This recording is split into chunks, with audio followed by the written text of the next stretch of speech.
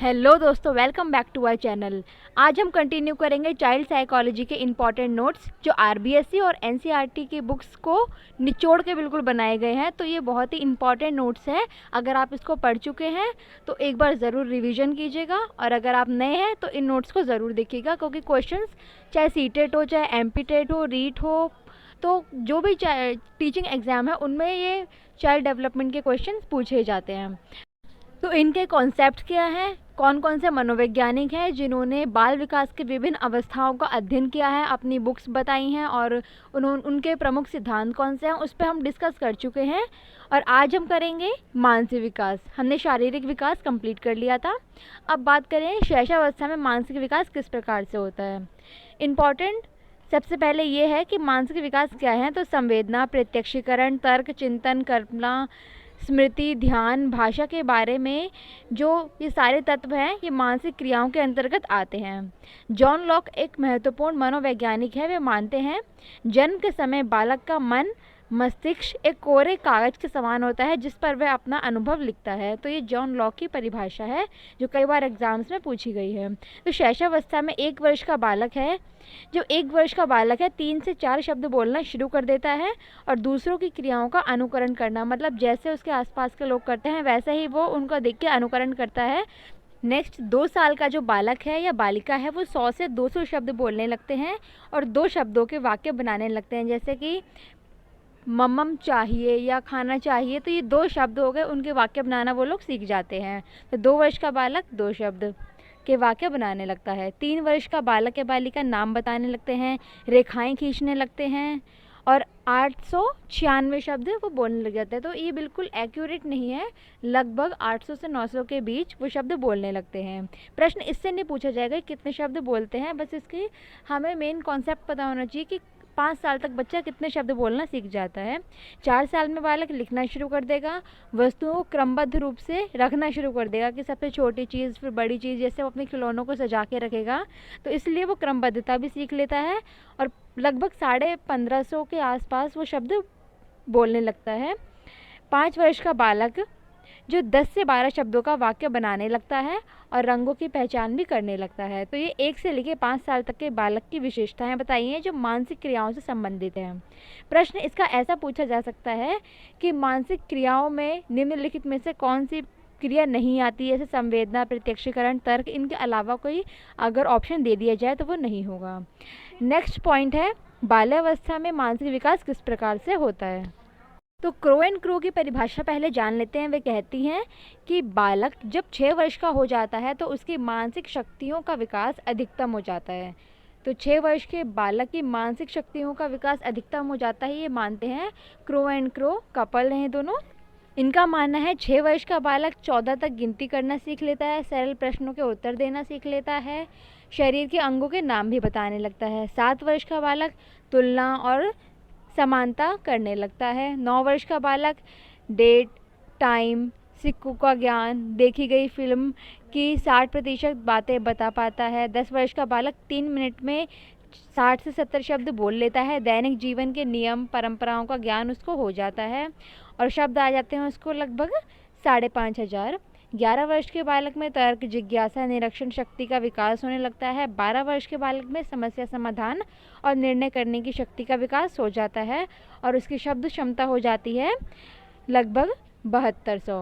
तो ये हमने 1 से लेकर 12 वर्ष तक के बालक की बात की। इसके अलावा मानसिक विकास पे पियाजे भी अपना एक कॉन्सेप्ट देते हैं जिन्होंने 4 अवस्थाएं बताई, तो वो भी इम्पॉर्टेंट है। नेक्स्ट अब है किशोरावस्था में मानसिक विकास किस प्रकार से होता है। तो इसमें वुडवर्थ की परिभाषा बताई गई है। वुडवर्थ की परिभाषा कई बार पूछी जाती है। किशोरावस्था में मानसिक विकास उच्चतम सीमा पे पहुंच जाता है, ऐसा मानते हैं वुडवर्थ। बुद्धि का अधिकतम विकास 15 से 16 वर्ष की अवधि में और मानसिक स्वतंत्रता का विकास भी इसी अवस्था में होता है। इसमें तर्क, चिंतन, कल्पना, स्मृति, ध्यान का अधिकतम विकास इसी अवस्था में होता है। अब बात करते हैं मानसिक विकास को प्रभावित करने वाले कारक। तो पहले अगर जब हमने शारीरिक विकास को पढ़ा तो उसको प्रभावित करने वाले कारक जाने थे, अब जानते हैं मानसिक विकास को कौन कौन से कारक प्रभावित करते हैं। तो ये है वंशानुक्रम, वातावरण, परिवार की सामाजिक आर्थिक स्थिति, माता पिता की शिक्षा, शारीरिक आयु और अरस्तु मानते हैं कि स्वस्थ शरीर में स्वस्थ मस्तिष्क का निवास होता है। तो स्वास्थ्य से संबंधित पॉइंट आया है, इसलिए अरस्तु की परिभाषा भी हमने ली है। नेक्स्ट है शिक्षक और विद्यालय का वातावरण भी उसके मानसिक विकास को प्रभावित करता है। तो इसको डीप में ना बता के आप इसको इजीली समझ सकते हैं कि कौन कौन से कारक जो है मानसिक विकास को प्रभावित करेंगे। अब नोट में एक इम्पॉर्टेंट बात बताएगी, कोई भी दो बालक समान मानसिक योग्यता के नहीं हो सकते, ऐसा मानते हैं हर लोग। चाहे परिस्थितियाँ कितनी भी समान हो, तब भी दो बालक एक समान मानसिक योग्यता का नहीं होंगे। और मानसिक विकास के लिए सबसे उपयुक्त विधि है लर्निंग बाय डूइंग। तो करके सीखने की जो विधि है, ये मानसिक विकास के लिए सबसे उपयुक्त विधि है। नेक्स्ट है सामाजिक विकास। अब तक हमने शारीरिक विकास, मानसिक विकास कंप्लीट कर लिए हैं। अब हम जानते हैं सामाजिक विकास क्या है। तो इसका अर्थ है बालक में सामाजिकरण की शुरुआत दूसरे व्यक्तियों के साथ प्रथम संपर्क से शुरू होती है और आजीवन चलती रहती है, ऐसा मानते हैं सारे और टेलफोर्ड। इनकी परिभाषा पूछी जा सकती है। हरलोग कहती हैं सामाजिक विकास का अर्थ सामाजिक संबंधों में परिपक्व का पर्याप्त करना है। क्रो एंड क्रो मानते हैं जन्म के समय बालक ना तो सामाजिक होता है और ना ही असामाजिक, कुछ समय बाद ही वो सामाजिक बन पाता है। तो ऐसा मानते हैं क्रो एंड क्रो। अब बात करते हैं सामाजिकरण क्या है। तो ये एक ऐसी प्रक्रिया है जिसमें मनुष्य समूह के आदर्शों के अनुसार काम करता है और उसके नियमों का अनुसरण करता है, अनुसार चलता है। तो यह है समाजीकरण। तो समाज के नियमों का मानना, उनके अनुसार काम करना, उनके आदर्शों को मानना, समूह के अनुरूप काम करना, ये है समाजीकरण। अब बात करते हैं शैशवावस्था में सामाजिक विकास किस प्रकार से पहचाना जाए। तो एक 3 महीने का जो बालक है वो अपनी माँ को पहचानने लगता है, दूर जाने पर रोने लगता है। ये उसके समाजीकरण होने का पहला गुण है, ये पहला उसका सामाजिक व्यवहार है। 4 महीने का जो बालक है वो साथ में खेलने पर हंसता है या दूर जाने पे या मारने पर रोता है, तो ये भी उसका समाजीकरण का एक पहचान है। 5 महीने का बालक जो है प्रेम और क्रोध के व्यवहार को समझने लगता है, ये भी उसके सामाजिक विकास का एक पहचान है। 1 वर्ष का जो बालक है वो बड़ों द्वारा मना किए जाने वाले को नहीं करेगा, अनुकरण करेगा बाकी लोगों का, तो ये भी सामाजिक विकास की एक पहचान है।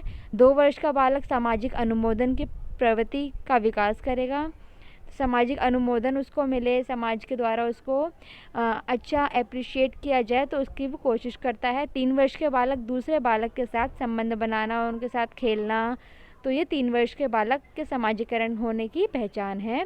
4 वर्ष का बालक सहानुभूति, समानुभूति का भाव उसमें आने लगता है। 5 वर्ष के बालक में वस्तुओं का लेन देन करना, भाइयों की रक्षा करने का भाव, ये सभी 5 वर्ष के बालक के सामाजिक विकास होने की पहचान है।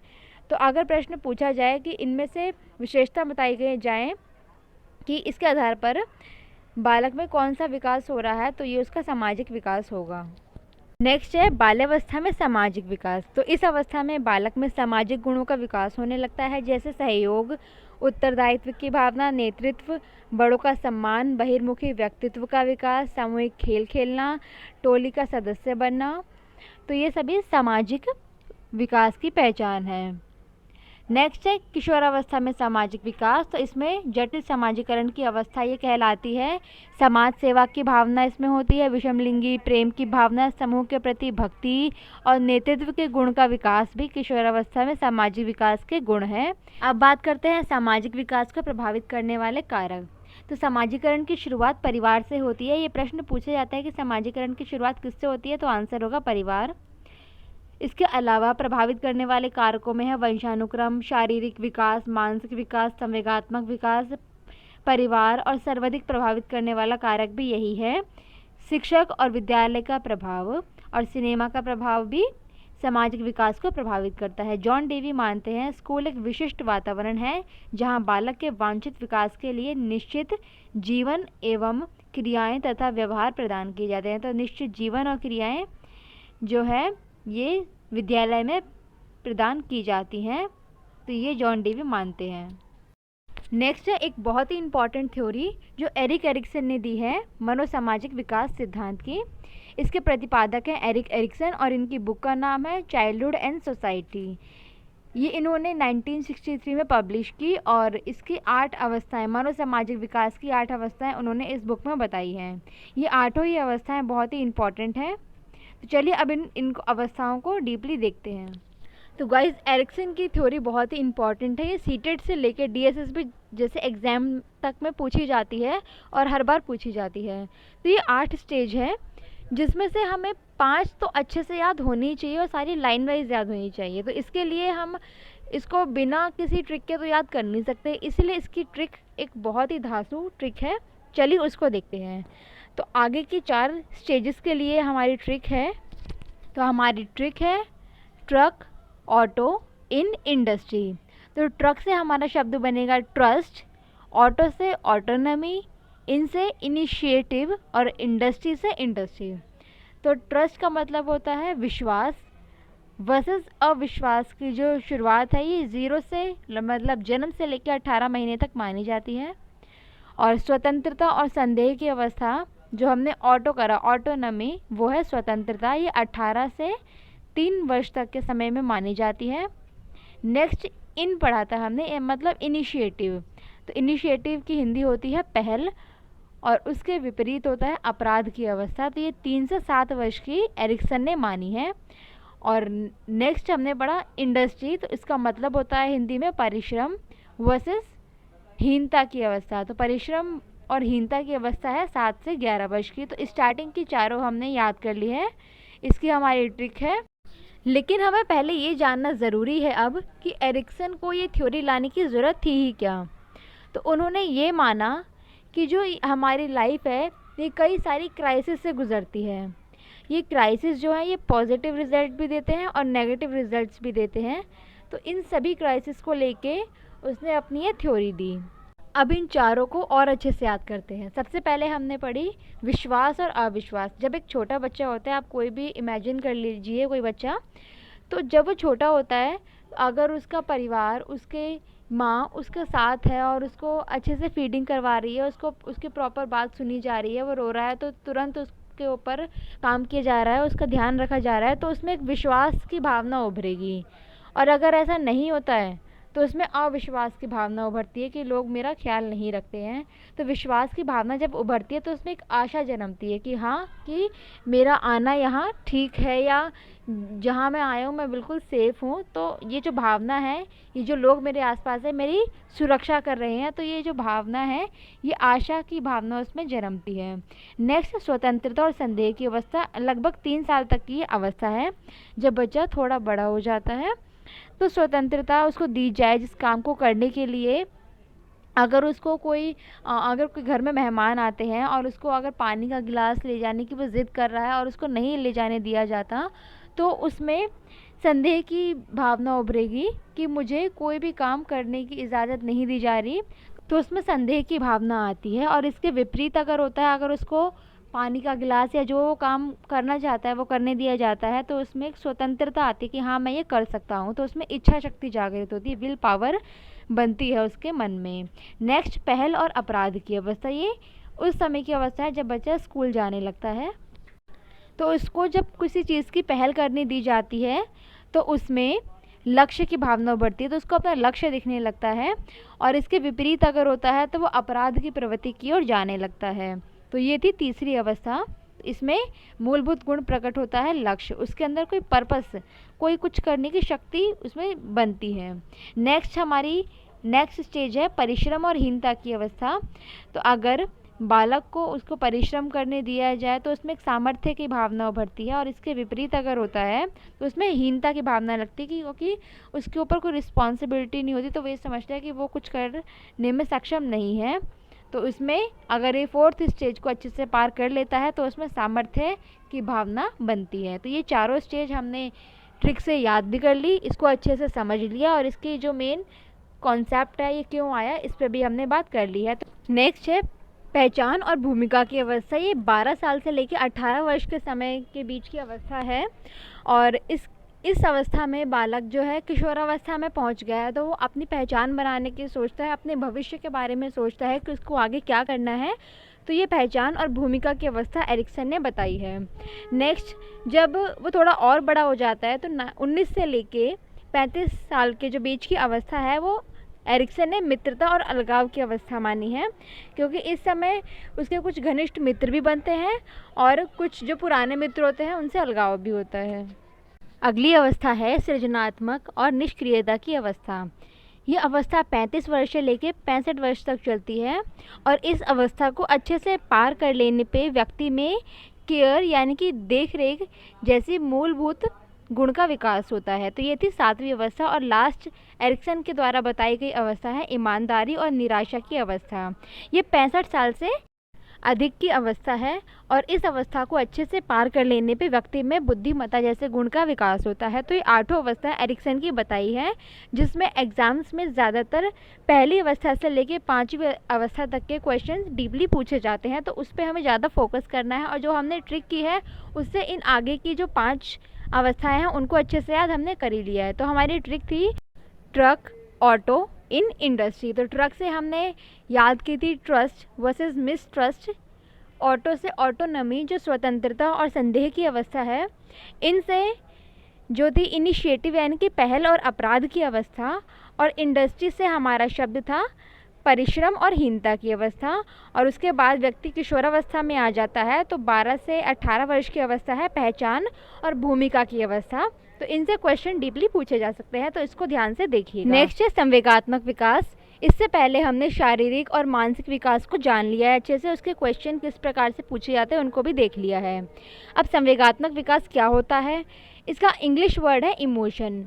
और इमोशन वर्ड की जो उत्पत्ति हुई है ये लैटिन भाषा के शब्द इमोवेयर से हुई है। अगर प्रश्न पूछा जाए कि इमोशन शब्द किस भाषा का शब्द है, तो आंसर होगा लैटिन भाषा और इसका शब्द है इमोवेयर और इसका अर्थ होता है उत्तेजित होना। तो संवेगात्मक विकास यानी कि संवेग का अर्थ है उत्तेजित होना। वुडवर्थ की परिभाषा बहुत इंपॉर्टेंट है। इनने कहा है संवेग व्यक्ति की उत्तेजित दशा है। अगर प्रश्न पूछा जाए कि संवेग जो है व्यक्ति की उत्तेजित दशा है, किसका कथन है, तो आंसर होगा वुडवर्थ। अब देखते हैं शैशवावस्था में संवेगिक विकास कैसे होता है। इसकी विशेषताएं हैं, ये पहला तो अस्थायी होता है। संवेग प्रारंभ में तो तीव्र होते हैं लेकिन धीरे धीरे मंद होने लगते हैं। फिर अगली विशेषता है संवेग को व्यक्त करने के तरीकों में क्रमशः परिवर्तन होता रहता है, क्योंकि बच्चा पहले अपने भावों को व्यक्त कर नहीं सकता है, तो वो रो के चिल्ला के अपने संवेगों को अभिव्यक्त करता है। और इसके जो तरीके हैं वो धीरे धीरे परिवर्तित होने लगते हैं। जैसे बड़ा होता है तो उसका रूठना और उसका चिल्लाना, गुस्सा होना, ये संवेगों में परिवर्तन धीरे धीरे होने लगता है। अगली विशेषता है स्पष्ट अभिव्यक्ति व हिंसात्मक अभिव्यक्ति। तो संवेगों की ये भी विशेषता कभी स्पष्ट होते हैं शैशवावस्था में, कभी हिंसात्मक होते हैं। अगली विशेषता है भय, प्रेम, क्रोध। ये तीनों ही प्रमुख संवेग हैं और वॉटसन ने भय को माना है। तो वॉटसन ने भय को प्रमुख संवेग माना है, जबकि भय, प्रेम और क्रोध ये तीनों ही प्रमुख संवेग हैं। अब देखते हैं बाल्यावस्था में संवेगिक विकास कैसे होता है। इस अवस्था में संवेग निश्चित होते हैं, स्पष्ट होते हैं और कम शक्तिशाली होते हैं। तो जब बालक बाल्यावस्था में आ जाता है तो उसमें जो संवेग हैं वो निश्चित हो जाते हैं, स्पष्ट हो जाते हैं और शैशव अवस्था की अपेक्षा कम शक्तिशाली होते हैं। बालक के संवेगात्मक विकास पर शिक्षक और विद्यालय का सर्वाधिक प्रभाव पड़ता है, क्योंकि इस समय बच्चा जो है स्कूल जाने लगता है, अपनी सोसाइटी में बच्चों के साथ खेलने लगता है, परिवार के साथ घुल मिल जाता है, तो इसीलिए उसके संवेगों में इस प्रकार का परिवर्तन आता है। अगली बात करते हैं किशोरावस्था में संवेगात्मक विकास। तो इसके लिए कॉल और बुश ने माना है किशोर अवस्था के आवागमन का मुख्य लक्षण संवेगात्मक विकास में तीव्र परिवर्तन होता है और इस अवस्था में संवेग अत्यधिक अस्थिर हो जाते हैं। तो अस्थिर संवेगों की अवस्था है किशोरावस्था। बालक अत्यंत भावुक बन जाता है। किशोर में प्रेम, भय, क्रोध, काम, ईर्ष्या, दया आदि संवेग मुख्य रूप से पाए जाते हैं और संवेगों के ऊपर शारीरिक शक्ति का प्रभाव पड़ता है। तो यह हमने बात करी शैशवावस्था, बाल्यावस्था और किशोरावस्था में किस प्रकार संवेगिक विकास होता है। अब देखते हैं संवेगात्मक विकास की कुछ कुछ समस्याएं क्या हैं। तो इसमें कुछ डायरेक्ट क्वेश्चन नहीं पूछा जा सकता, इसलिए आप इसको बस एक बार जस्ट रीड कर सकते हैं। जैसे अंगूठा चूसना, ये भी संवेगात्मक समस्या है। दांतों का नाखून से कुतरना, हकलाना, तुतलाना, बिस्तर गीला करना, पलायन करना, भयभीत होना, शर्मीलापन, बाएं हाथ से लिखना, संवेगात्मक विकास को प्रभावित करने वाले कारक जैसे थकान का प्रभाव, अभिलाषा का पूरा न होना, परिवार का प्रभाव, समाज का, विद्यालय का, शिक्षक का प्रभाव, शारीरिक और मानसिक स्वास्थ्य का प्रभाव, परिवार की सामाजिक आर्थिक स्थिति का प्रभाव और लिंग का प्रभाव, इस संवेगात्मक विकास को प्रभावित करने वाले कारक हैं। और संवेगात्मक समस्याएं भी हमने देख ली। अगर कोई बच्चा संवेगात्मक समस्याओं से उलझ रहा है तो ये उसकी विशेषताएं होगी, तो इसके आधार पर हम बता सकते हैं कि वो बच्चा संवेगिक समस्याओं से ग्रस्त है। अब बात करते हैं संवेगात्मक विकास के सिद्धांत। तो प्रश्न इनसे पूछा जाता है। पहले देखते हैं जेम्स लॉज का सिद्धांत। ये मानते हैं कि पहले संवेगात्मक व्यवहार होता है और बाद में संवेगों की अनुभूति बच्चा करता है। इसके विपरीत कैनन बॉर्ड मानते हैं कि पहले संवेगों की अनुभूति होती है, बाद में संवेगात्मक व्यवहार होता है। तो इन दोनों को याद रखना है। जेम्स लॉज मानते हैं कि पहले संवेगात्मक व्यवहार और बाद में संवेग की अनुभूति, और इसका उल्टा मानते हैं कैनन बॉर्ड। और संवेगों का नियंत्रण जो है हाइपोथैलेमस, ये कैनन बॉर्ड ने कहा है। मौलिक संवेग अगर बात करें तो जेबी वॉटसन ने दिए हैं। उन्होंने प्रेम, भय, क्रोध को मूलभूत संवेग माना है। नेक्स्ट द्विकारक सिद्धांत है स्टेनले और स्ट्रेचर का। इन्होंने दो कारक माने, उत्तेजना और ज्ञान। ये दोनों ही इम्पॉर्टेंट है। अगर प्रश्न पूछा जाए उत्तेजना और ज्ञान किसके संवेगात्मक विकास के दो कारक हैं, तो आंसर होगा स्टेनले और सेचटर। ब्रिजेज के अनुसार जन्म के समय बालक में कोई संवेग नहीं पाया जाता, केवल उत्तेजना पाई जाती है, लेकिन 2 वर्ष तक सभी संवेगों का विकास हो जाता है। तो ऐसा मानते हैं ब्रिजेज। नेक्स्ट इसमें नोट बताया गया संवेगों का नियंत्रण केंद्र जो है परिधीय तंत्रिका पे होता है। तो जो परिधीय तंत्रिका है ये संवेगों पर नियंत्रण रखती है। अगर प्रश्न पूछा जाए तो हम इसका आंसर कर सकते हैं। अब लास्ट है नैतिक विकास। तो नैतिक विकास जो है सैमुअल स्माइल ने कहा है चरित्र आदतों का संगठन है। ये सैमुअल स्माइल का कथन है। प्रश्न पूछा जाए चरित्र आदतों का संगठन है, ये किसने कहा है, तो आंसर होगा सैमुअल स्माइल। शैशवावस्था में नैतिक विकास जो है इस नैतिक विकास का अभाव पाया जाता है। 2 साल तक बालक अच्छे बुरे में अंतर नहीं कर पाता है, लेकिन 4 साल तक ये अंतर करना सीख जाता है और इस अवस्था में बालक माता पिता के भय से नैतिकता का पालन करने लगता है। तो कोहलबर्ग का सिद्धांत भी यह महत्वपूर्ण होने लगता है। तो इसके बाद हम जानेंगे कोहलबर्ग का सिद्धांत क्या है और उसकी याद करने की ज़बरदस्त ट्रिक कौन सी है। अब देखते हैं बाल्यावस्था में नैतिक विकास। इस अवस्था में बालक नैतिक बन जाता है। स्ट्रेंग के अनुसार बालक में न्याय, विवेक और ईमानदारी के गुणों का विकास हो जाता है। ये स्ट्रेंग ने माना है। सर्वाधिक नैतिक विकास बाल्यावस्था में होता है। ये प्रश्न इंपॉर्टेंट है, कई बार पूछा गया है। और नैतिक सापेक्षता का बाल्यावस्था में उदय होता है। नेक्स्ट है किशोर अवस्था में नैतिक विकास। इस अवस्था में बालक नैतिक सिद्धांतों का निर्माण करता है और उनके आधार पर अपने कार्यों का मूल्यांकन करता है। आदर्श व्यक्ति की कल्पना करना और उसके अनुसार बनने की कोशिश करता है और अपने किसी आइडल को भी फॉलो करने लगता है। ये किशोरावस्था में नैतिक विकास से संबंधित है। अब बात करते हैं कि नैतिक विकास को प्रभावित करने वाले कौन कौन से महत्वपूर्ण कारक हैं। तो प्रभावित करने वाले कारक हैं वंशानुक्रम, स्थायी भाव, मूल प्रवृत्तियाँ, आदत, संवेग, परिवार, विद्यालय और शिक्षक, सिनेमा, साहित्य। ये सभी नैतिक विकास को प्रभावित करते हैं क्योंकि बालक इन्हीं को देख के इनको फॉलो करता है। तो नेक्स्ट है अब कोहलबर्ग का सिद्धांत। इसको हम नेक्स्ट पार्ट में कवर करेंगे और इसको एक सुपर ट्रिक के साथ करेंगे ताकि ये अच्छे से याद हो जाए। जैसे हमने एरिक्सन का आज याद किया है वैसे ही कोहलबर्ग के सिद्धांत को भी याद करेंगे। तो इस पार्ट में यहीं तक, मिलते हैं नेक्स्ट चैप्टर के साथ। धन्यवाद। अगर आपको ये नोट्स अच्छे लगे हो तो शेयर करें, लाइक करें और सब्सक्राइब करें। धन्यवाद।